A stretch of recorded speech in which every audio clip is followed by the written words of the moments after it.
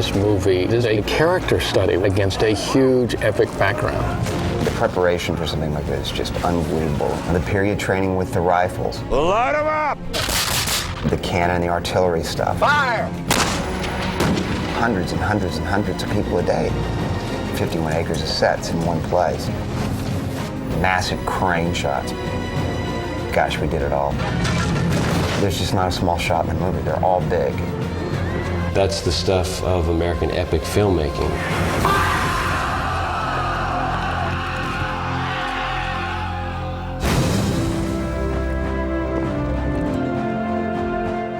When I first got here and I walked on this set, I got a chill up my backbone like I can't describe.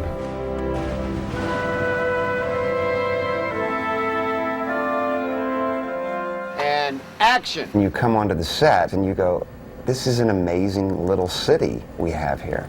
Here they come! Here they come!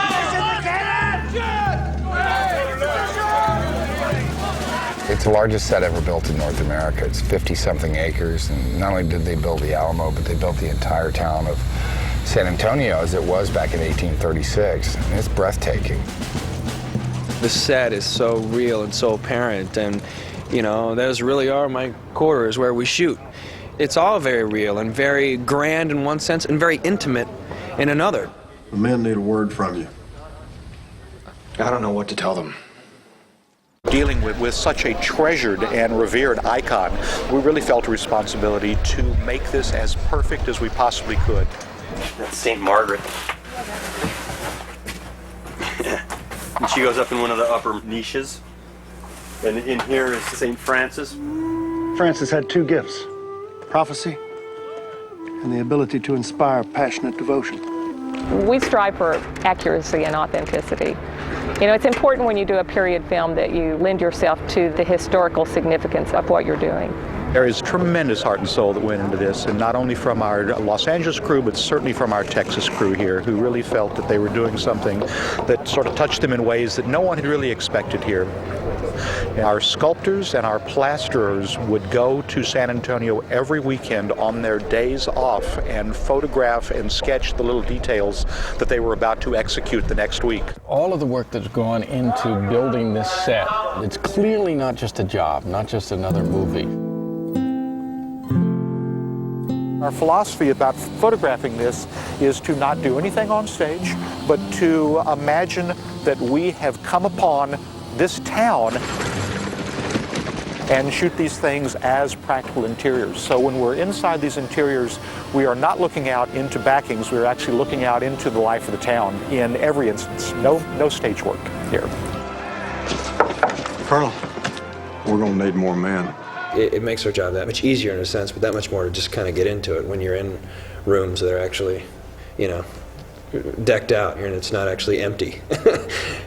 And when you can walk out and the real Alamo is built to scale and Behar is built to scale, and you have practical sets like this with the detail of a studio set, but you can walk right outside into a real life courtyard, I think there's an intangible sort of magic that comes with that.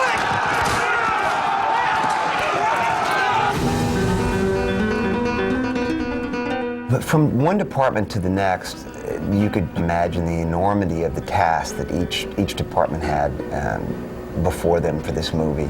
Here we are at the Alamo costume shop. This is where we've been fitting all of our extras and our principals. A lot of it's been depleted because we fit about 1,200 people so far. The scope of this production is immense. You know, outfitting the Mexican army is a big task in itself, and that's only one portion of the movie. We made this vest that is actually at the Alamo. There is the actual vest that was Davy Crockett's, and we copied it. It's all Indian embroidery. William Travis, he was kind of a dandy.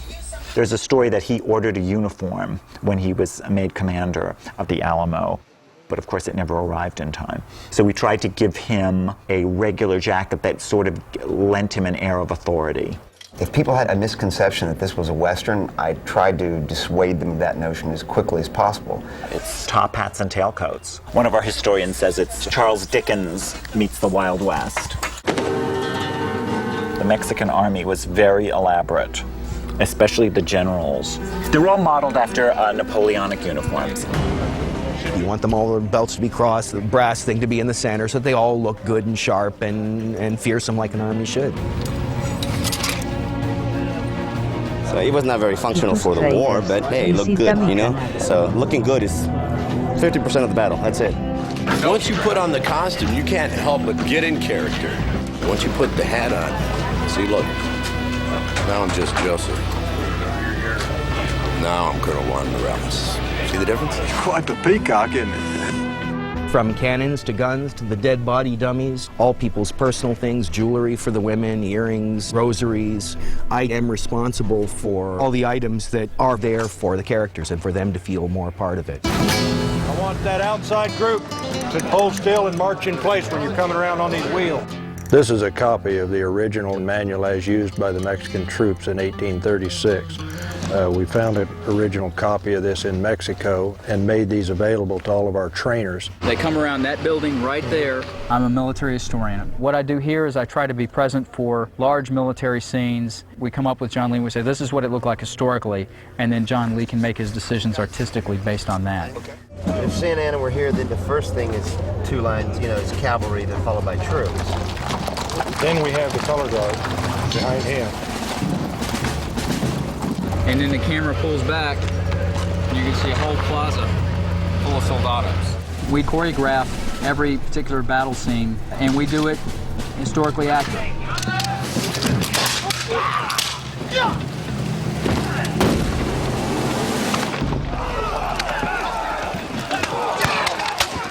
The first group is New Orleans Grays. These guys are professional military men. The next group, they are militiamen. Although these are mainly our background characters, they're still actors. At the ready! And they have got to sell the attitude of the men in the Alamo. I want you mean. I want you scared. You know you're gonna die. How do you feel about that? Well before anyone getting a real gun placed in his hand, he spends 2 to 3 days of comprehensive training, learning to march correctly, utilize the gun correctly, and then fire it.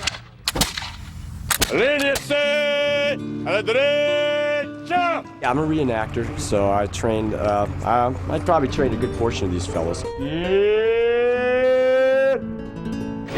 We help get them from point A to point B, and we help show them what to do as far as the soldado drill of the 1830s. Alambro, los armas!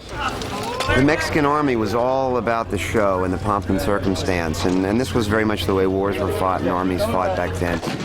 We had weapons training, artillery training, stunt training, learned to march and shoot and fight. There was 300 or so people that tried out for the various positions, and they took just about 100 of us.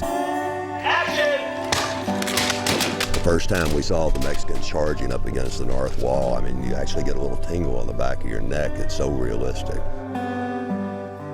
Action! We are portraying the lives of men who died here. What more respect can you give to this experience than to say, I honor this man? All the gentlemen that are riding horseback have been brought in because they're experienced as horsemen. Some of the guys are in the rodeo. Also taking the best cowboys and vaqueros from South Texas off the cattle ranches. We have over 100 head of horses here, from our cast horses to our driving horses. I got Red Wolverton, probably one of the greatest wagon masters that's ever worked in the picture business. He brought about 40 head of driving horses from Tucson. I have 3 or 4 world's champion cowboys that are working on the show for me that are just outstanding horsemen. And Thomas Saunders from the Double B Ranch, which has brought some of the nicest ranch horses in the state of Texas. This horse here is an own daughter of Dash for Cash. His mama's won about 600,000 on the track. We put a baby on this horse, and that's kind of horses you want for these actors.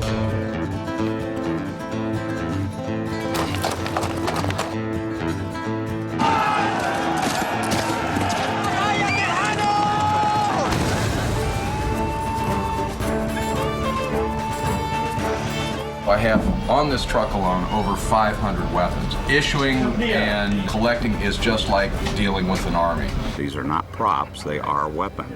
Every gun that we have on this set is functional. It could actually fire a projectile and kill someone. There's no way to do a blank load in a muzzle loader. The gun that I'm holding is a Brown Bess carbine, the standard arm of the Mexican Army. The cartridge is buck and balls. That is 72 caliber round ball and 3 36 caliber round balls nested on top of it. So with every shot, what you were getting was 4 balls going down range. The firepower was massive. But militarily speaking, it was about 85% reliable. Damn it! He'll use the gun to parry the sword if the guy gets to it. We work with our hero characters, helping them walk the walk, talk the talk, hold the gun properly.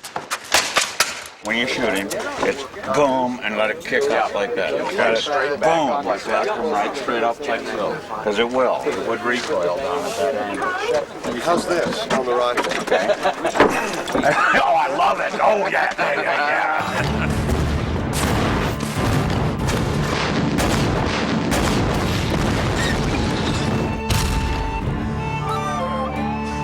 This is an 18-pound cannon. That's by the weight of the ball that was actually fired out of it.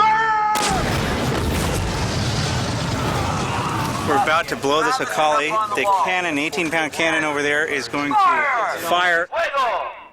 And we're going to hit the front of this with grape shot and suck it all in with these rams back here. And it'll all collapse in on itself. Should be a nice little show. The one switch is going to set the entire thing in motion. Make it go boom. Kaboom. Fire!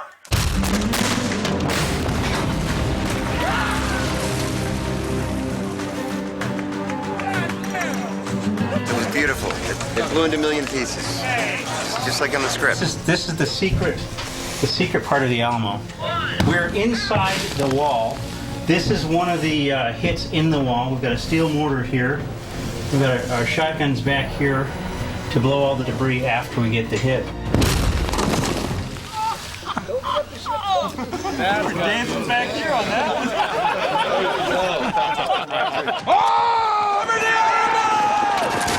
one. We were coming across this field here with about 500 extras, and cannons are going off, and I'm leading the charge on a horse, and muskets are firing, and it really had an air of reality to it. It was exciting. Tráiler.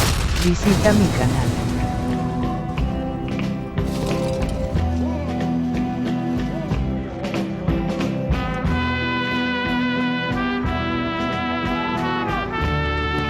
When we were prepping the movie, we had a lot of discussions about visual effects versus trying to get things in camera without visual effects.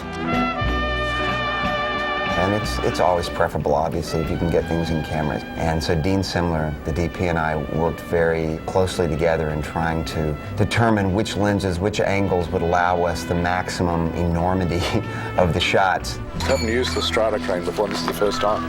And today it's at 85 feet. Tomorrow we've got a shot where the flag gets raised. We'll be able to see from the top of the flag all the way down across Behar all the way through to the Alamo. Thank my lucky stars that I met Dean Simler, and he's just amazing. He's got a spirit about him that when you describe the way you want to do a shot, it sounds impossible. He goes, sounds like fun. I've never seen clouds like it. They're like they're airbrushed up there. Look at them. He's seen it all, done it all, and just jumps right in. See what it looks like, mate. I think it's right. What a lovely gentleman and a great partner to work with. Come to your left a tiny bit. There we are. That's a full frame. That's terrific. And we did it all. Steadicam, handheld. We would lay 210 feet of dolly track. We'd shoot 9 cameras. We've got the famous Marco Kane doing the main camera here, which will be a swirling wide angle of the horse coming right past the lens. Jerry is on a camera over here doing a counter track. Makes it look very fast.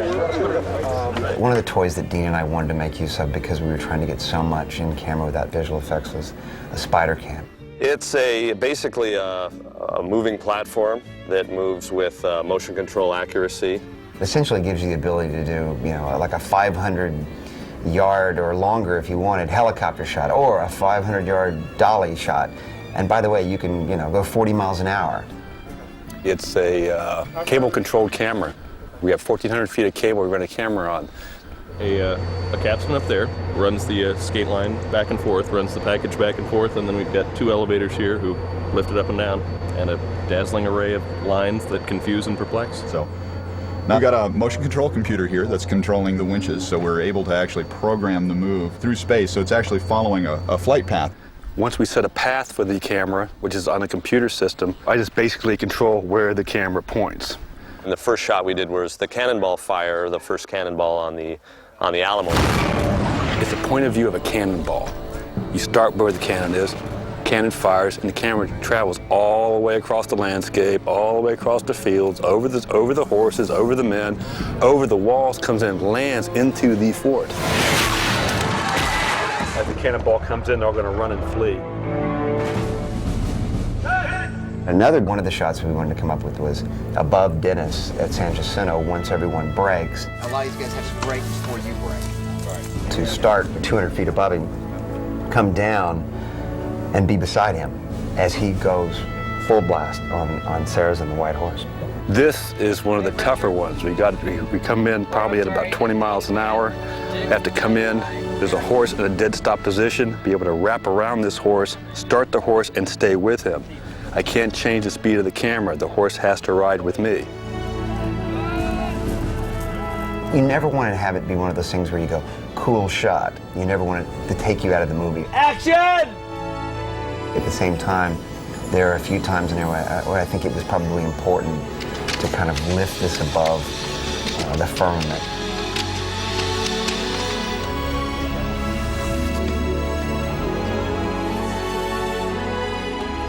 Right behind us right now, we have flares, we have muskets firing, we have simulated cannons firing, and we have hundreds of Mexican troops storming into the Alamo.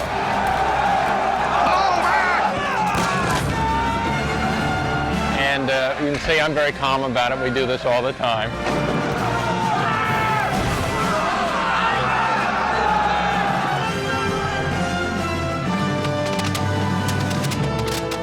It's a throwback of those big DeMille movies, that the detail and the size and the grandeur you see exists.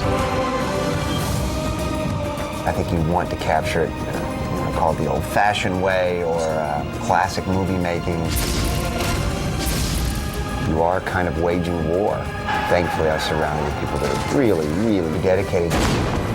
Remember the Alamo! I think that's the glory of this movie, that it's so real.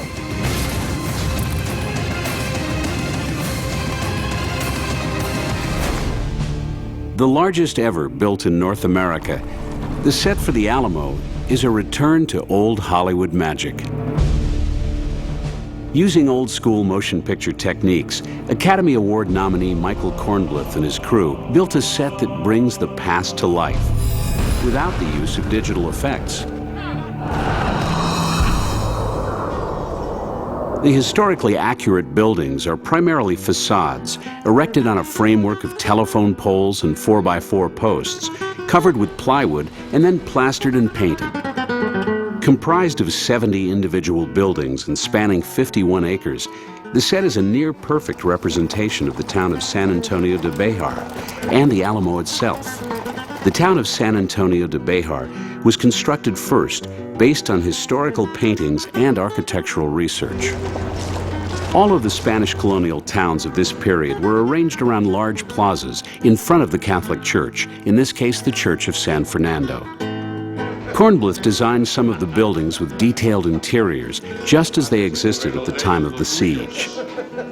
He chose the site on a ranch in Austin, Texas, because there were no modern intrusions such as phone lines or modern buildings to break the illusion of being back in 1836. The landscape of the area is also very similar to that which would have been found in the San Antonio River Valley at that time. Across from San Antonio de Bejar is the set of the fortified mission of the Alamo itself. In one of the few concessions to the technical demands of filmmaking, the Alamo mission was built a quarter-mile distance from the city of San Antonio, rather than the historically correct half-mile, making it easier to establish the relationship of the two locations cinematically. The other major deviation from complete historical accuracy is the placement of the Alamo Church itself, which was shifted slightly to create the stunning camera sightline to the Church of San Fernando. The orientation of the entire site was also chosen with the camera in mind in order to best use the sunlight for filming. The most iconic and graphic part of the set is the facade of the Alamo, so familiar to all Americans. Kornblith built the facade of the Alamo without the familiar cornice, which was added by the Army Corps of Engineers some years after the Battle of the Alamo. Kornblith's crew was so dedicated to getting the Alamo itself right that on their days off they would drive to San Antonio and study the facade. The result is an incredibly precise, almost stone-for-stone depiction of the Alamo, measuring within 1/4 of an inch of the real structure. Inside the compound walls of the Alamo itself are several buildings with fully built interiors, including the Long Barracks, which held the hospital. The facade of the Long Barracks still stands today in San Antonio at the Shrine of the Alamo. The officers' quarters where Travis lived during the siege and where he wrote all of the letters pleading for reinforcements was also a fully built interior.